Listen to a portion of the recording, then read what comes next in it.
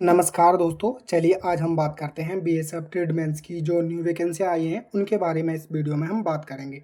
ठीक है, आज हमारे इस वीडियो में जितने भी डाउट हो सकेंगे वो सब इसमें क्लियर करने की कोशिश करेंगे। ठीक है, जैसे कि पहला क्वेश्चन बच्चों का बन रहा हुआ है बहुत ज़्यादा इस समय कि एनएसक्यूएफ जो सर्टिफिकेट की बात कर रही है चली जा रही है, तो उसके बारे में इस वीडियो में हम बात करेंगे।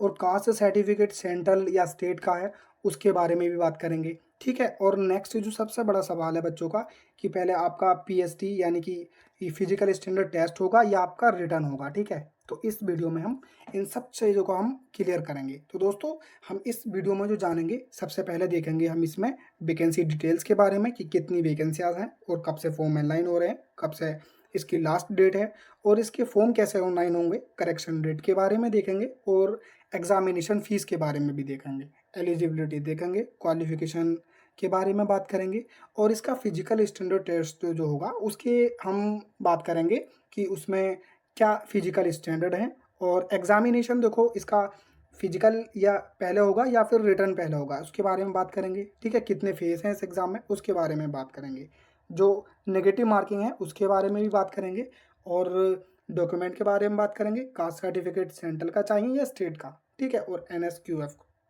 सर्टिफिकेट के बारे में जानेंगे। तो चलिए अब हम इस वीडियो को शुरू करते हैं। तो दोस्तों, अगर आप इस चैनल पर नए हैं तो पहले तो प्लीज़ चैनल को सब्सक्राइब कर लें एंड बेल आइकन को प्रेस कर लें, जिससे मैं किसी भी नेक्स्ट टॉपिक पे क्लास लेता हूँ तो उसका नोटिफिकेशन आप तक चला जाएगा। और आप किसी भी टॉपिक पे क्लास चाहते हैं तो कमेंट बॉक्स में बता सकते हैं। और कितने बच्चे फॉर्म अप्लाई करेंगे इसके बारे में भी इस वीडियो के कमेंट बॉक्स में ज़रूर बताएं और चैनल को ज़रूर सब्सक्राइब कर लें। चलिए अब हम अपना इन सब चीज़ों के बारे में जानते हैं। यहाँ पर देख सकते हैं कि डेट आप इसकी फॉर्म की देख सकते हैं और मिनिस्ट्री ऑफ होम अफेयर।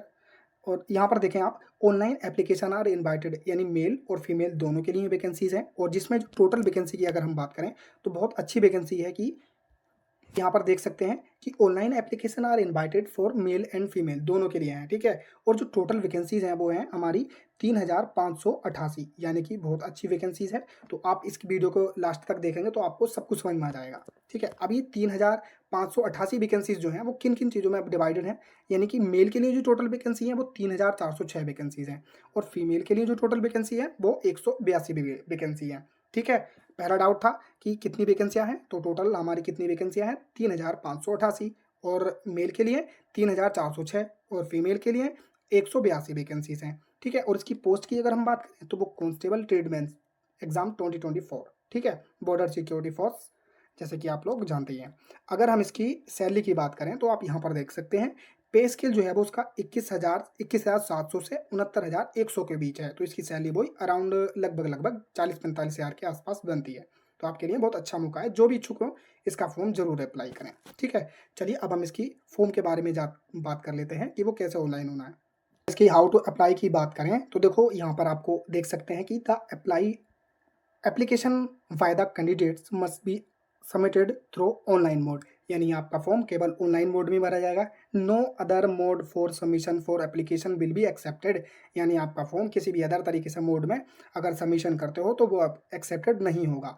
ठीक है, the facilities of for submission और online application will be open on, यानी ये जो फॉर्म होगा वो बीएसएफ की ऑफिशियल वेबसाइट पर भरा जाएगा जो दे रखी है यहाँ पर। और ये जो फॉर्म की जो स्टार्ट डेट होगी वो 25/7/2025 से होगी और इसकी क्लोज डेट जो होगी वो 23/8/2025 होगी। यानी कि आपकी जो फॉर्म भर सकते हैं वो कब से भर सकते हैं, यहाँ पर आप देख सकते हैं फॉर्म जो भर सकते हैं आप वो 25/7/2025 से भर सकते हैं और 23/8/2025 तक। ठीक है, तो आप अपना अगर इच्छुक हैं तो फॉर्म जरूर भरें। अगर हम बात करें कि करेक्शन विंडो, देखो पहले तो आप अपना फॉर्म बहुत अच्छे से भरना, अगर कोई मिस्टेक हो जाती है उसके बाद भी मैं फिर कह रहा हूँ आप अपना फॉर्म बहुत अच्छे से भरना, क्योंकि ये मौका हर बार हर किसी को नहीं मिल पाता है। तो आप अपना फॉर्म सही से भरना। पहली बात, अगर गलती हो जाती है तो उसके लिए correction window for online application from correction, यानी करेक्शन जो हो सकता है वो आपका 24/8/2025 से 26/8/2025 के बीच आप अपने फॉर्म में करेक्शन कर सकते हैं। ठीक है, अगर हम नेक्स्ट बात करें इसकी एग्जामिनेशन फीस के बारे में, बात करते हैं एग्जामिनेशन फीस के बारे में।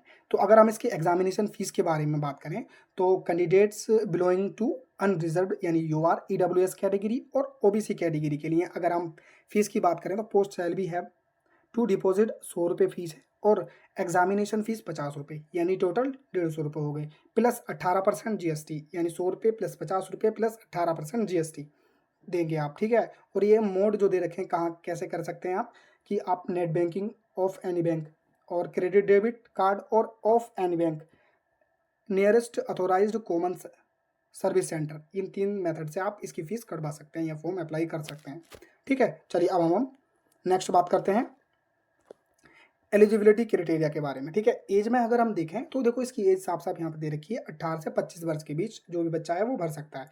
लेकिन देखो यहाँ पे आप देख सकते हैं इसे कि between 18 to 25 years age on last date of submission application, relaxable अगर कोई जैसे relaxable in respect of the candidate for SC ST OBC and other special categories of personal in accordance with the instruction is wise central government for time to time, ठीक है। देखो जिन बच्चों का जो भी बच्चे SC ST OBC में आते हैं एंड अदर स्पेशल कैटेगरी में आते हैं, उन जो बच्चों को रिलैक्सेशन मिलता है वो उन्हें रिलैक्सेशन मिलेगा। अब कितना कितना मिलेगा तो वो देख सकते हैं यहाँ पर, शेड्यूल कास्ट या शेड्यूल ट्राइब की अगर हम बात करें तो उन्हें 5 साल का मिल सकता है, ठीक है। और OBC की बात करें तो वो 3 साल का एज रिलैक्सेशन ले सकते हैं। चलिए अब हम बात करते हैं नेक्स्ट। अब हम इसकी जो सबसे इम्पोर्टेंट बात है, जो बच्चों के मन में एक डर बैठा रखा है ना, वो NC QF ये सर्टिफिकेट, ठीक है, इसके बारे में हम इस वीडियो में बात करेंगे। तो वीडियो बहुत ध्यान से सुना, ठीक है।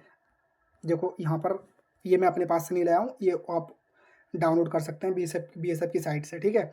इसमें एजुकेशन क्वालिफिकेशन की अगर हम बात करें ना तो ये जो वैकेंसीज है ना इनको 3 तरीके से बांट रखा है। तो अगर हम पहली वाली की बात करें तो 4 trade off constable carpenter, constable plumber, constable painter, constable electrician या कांस्टेबल, आप इस तरीके से ये वाली अगर पोस्ट के लिए फॉर्म भरते हैं तो उसके लिए क्या क्या क्वालिफिकेशन है उसके बारे में बात करते हैं, ठीक है। देखो आपके पास मेट्रिकुलेशन और equivalent from a recognised board, आपके पास मैथ 10th तो होना चाहिए, ठीक है, 10th पास होनी चाहिए आप।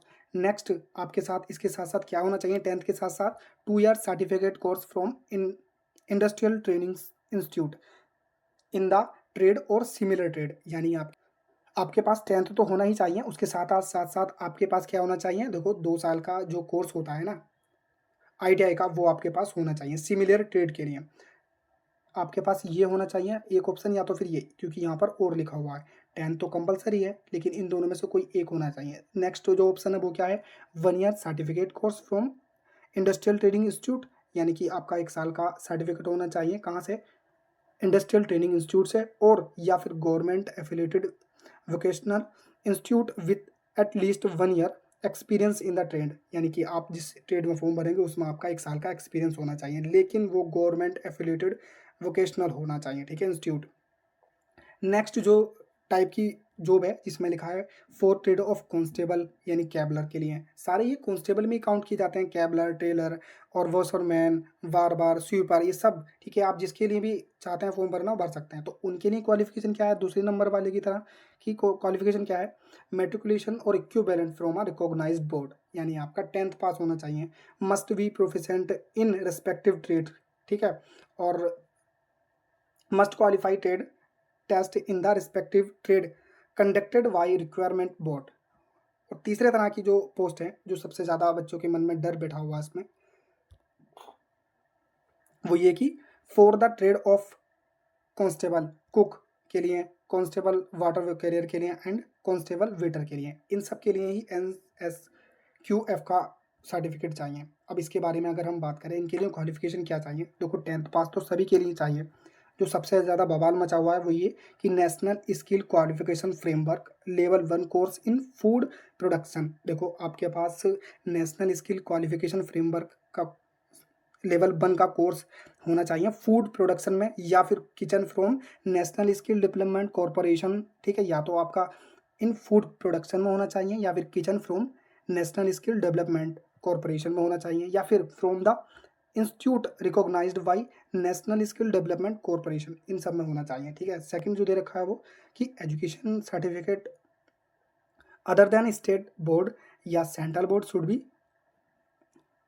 according with Government of India notification declaring that such qualification is equivalent to metric या 10th class pass for service under central government. ठीक है, ये आप समझ गए होंगे अभी इसका जो मसला था। ठीक है, अब हम बात करते हैं आगे।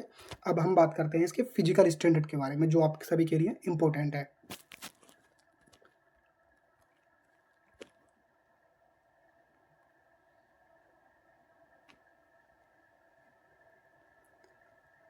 फिजिकल स्टैंडर्ड की अगर हम बात करें तो जैसा कि आप देख सकते हैं, फॉर ऑल कैंडिडेट के लिए फिजिकल स्टैंडर्ड की बात करें, जिसमें मेल की हम पहले बात करें तो 165 सेंटीमीटर, ठीक है, हाइट। और चेस्ट की अगर मेल की बात करें तो 75 से 80 सेंटीमीटर, और फीमेल की अगर हम बात करें हाइट की तो 155 सेंटीमीटर, चेस्ट नहीं नापी जाती है। ठीक है, और जितने भी रिलैक्सेशन है तो आप यहाँ पर देख सकते हैं। ठीक है, नेक्स्ट अगर हम बात करें, देखो मैं आपको बताऊं, बहुत सारे बच्चों का प्रश्न था कि रिटर्न होगा पहले या फिर फिजिकल होगा, तो मैं आपको इसी के बारे में बताऊंगा। अब आप ध्यान से सुने, ठीक है, जो आपके लिए बहुत ही इंपॉर्टेंट है, और ये नोटिफिकेशन में लिखा है, तो आप नोटिफिकेशन भी जरूर डाउनलोड कर लें। देखो आप यहाँ से देख सकते हैं, मैं पहले से जूम कर लेता हूँ।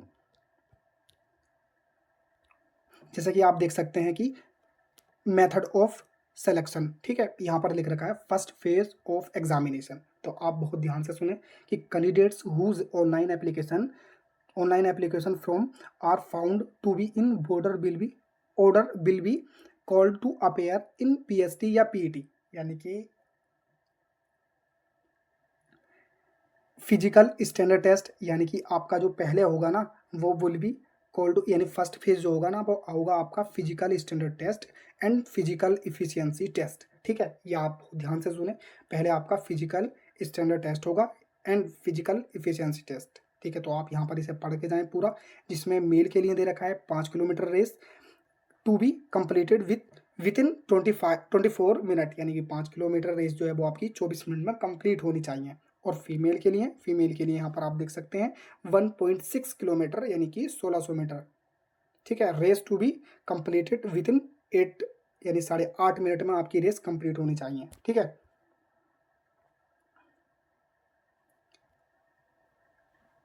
नेक्स्ट अगर हम बात करें तो यानी कि सेकंड फेज की अगर हम बात, फर्स्ट फेज में क्या होगा आपका physical standard test and physical efficiency test. Next जो होगा वो आपका नेक्स्ट फेज होगा, यानी सेकंड फेज होगा, जिसमें कि ऑफ एग्जामिनेशन, रिटर्न एग्जामिनेशन। इसके बाद अगर आप रेस में पास होते हैं, उसका रिजल्ट आएगा, उसके कुछ दिन बाद आपका एग्जामिनेशन होगा, जैसे कि आप लोग यहाँ पर देख सकते हैं। और यहाँ पर इसे आप पढ़ के जाएं। ठीक है, जिसमें अगर मैं सिलेबस की बात करूं तो इसमें यहाँ पर दे रखा है the question paper will be objective type, यानी आप जानते ही हैं इसके बारे में, ऑब्जेक्टिव टाइप क्वेश्चन पेपर होगा। एंड 100 क्वेश्चन होंगे, विल मल्टीपल चॉइस और ओएमआर सीट, यानी ओएमआर सीट से होगा आपका पेपर। और कंप्यूटर एंड सेल्वी consisting of the following subject, आपके ये सब्जेक्ट दे रखे हैं, जिसमें जनरल अवेयरनेस, एलिमेंट्री मैथमेटिक्स, ये 25 क्वेश्चन होंगे जी इसके, और 25 मार्क्स मिलेंगे। ठीक है, और इसमें analytical aptitude and ability to observe, ये आप यहाँ पर देख सकते हैं। इसका क्वेश्चन जो होंगे वो 25 होंगे, और 25 इसके मार्क्स मिलेंगे। ठीक है, basic knowledge of the candidate in English और हिंदी। अब यहाँ पर आप चॉइस है आपकी, या तो इंग्लिश चॉइस कर सकते हैं या फिर हिंदी। यहाँ पर आपको लिखा है basic knowledge of candidate in English और या फिर हिंदी, ये आपको बेसिक नॉलेज होनी चाहिए इंग्लिश और हिंदी की, जिसमें 25 क्वेश्चन आएंगे, 25 के मार्क्स आएंगे। ठीक है, टोटल जो समय मिलेगा वो आपको मिलेगा 2 घंटे, यानी कि 120 मिनट। ठीक है, यहाँ पर लिखा है all candidate are required to fill and said name और roll number, date of birth, language, post trade category in the computer during computer based test. ये आपको जानते हैं इसके बारे में।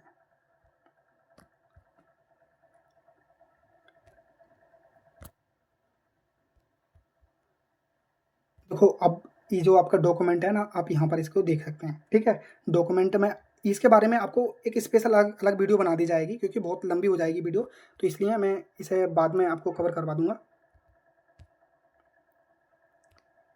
जैसे कि आपका ये NSQ जो सर्टिफिकेट है उसके बारे में हमने बात कर ली है, नहीं तो आप इसे इसके साइट पर जाएं, डाउनलोड करें नोटिफिकेशन, उसमें आप ध्यान से पढ़ सकते हैं। ठीक है, ये आपके लिए बहुत ही ज़्यादा इंपॉर्टेंट है। बस मैं आपसे ये कहना चाहूँगा, क्योंकि बहुत सारे बच्चे ये कह रहे थे कि इतने में बन जाएगा उतने में, तो भाई मैं आपसे ये कहूँगा ईमानदारी से रहिए। ठीक है, और ये किसी भी फ्रॉडबाजी के चक्कर में ना पड़ें, क्योंकि आपका ऐसे करियर भी ख़राब हो सकता है। मेरी जिम्मेदारी है, इसलिए मैंने आपको समझाया कि आप ऐसे वैसे किसी भी चक्कर में ना पड़ें कि हम इतने में बनवा देंगे उतने में बनवा देंगे, ये बात आप मेरी मान लेना। ठीक है, क्योंकि ज़िंदगी ख़राब हो जाती है। ऐसा स्टूडेंट के लिए आप पहले से ही आप जानते हैं बेरोज़गार स्टूडेंट होते हैं वो जनरली परेशान ना हो, मैं यही चाहूँगा, ठीक है? बाकी आप बहुत समझदार हैं, आप ऐसा कोई भी कार्य ना करें कि कोई कहे कि हम 5,000 में, 2,000 में, 1,000 में बनवा देंगे। देखो सेंट्रल जॉब है और आप जानते हैं अच्छे से इंक्वायरी होती है, तो आप फँस जाएँगे तो आपका नुकसान होगा। मैं झांसों में ना फँसें क्योंकि बहुत सारे लोग कह रहे हैं कि हम बनवा देंगे ये सर्टिफ़िकेट ये वो। देखो आपको नहीं पढ़ना चाहिए मेरे हिसाब से ऐसे मसले में, क्योंकि ये गलत है, ठीक है? क्योंकि आप जानते हैं आपको 420 की धारा भी लग सकती है, आप जानते ही हैं वैसे भी। तो आप ऐसा कोई भी कदम ना उठाएँ जिससे कि आपको कोई नुकसान हो। आप इस चैनल पे हैं तो मेरी ज़िम्मेदारी है कि मैं आपको इस चीज़ से अवेयर कराऊँ, आपका करियर ख़राब ना हो, इसलिए आप किसी के झांसे में ना पड़ें। अगर आपके पास ये सर्टिफ़िकेट है तो आप फॉर्म अप्लाई करें, नहीं है तो आप किसी और वैकेंसी के बारे में देख लें, लेकिन आप अपना फ्यूचर बर्बाद ना करें। मैं तो आपसे बस यही कहूँगा, बाकी बाकी मेरी इच्छा ये है कि आप मेरी बात को मानें और किसी भी तरीके के झांसे में ना फँसें, किसी भी तरीके के। अगर आपके पास ये सर्टिफ़िकेट है तो फॉर्म अप्लाई करें, 100% करें, पूरी ईमानदारी के साथ करें। लेकिन अगर सर्टिफ़िकेट नहीं है ना, तो आप बिल्कुल भी ना करें, ठीक है? क्योंकि आपके लिए ये गलत चीज़ है। स्टूडेंट हैं आप और ऐसी चीज़ें किसी के लिए नहीं करनी चाहिए, ठीक है? जिससे कि आपका करियर ख़राब हो। आपके लिए और भी वैकेंसीज़ हैं।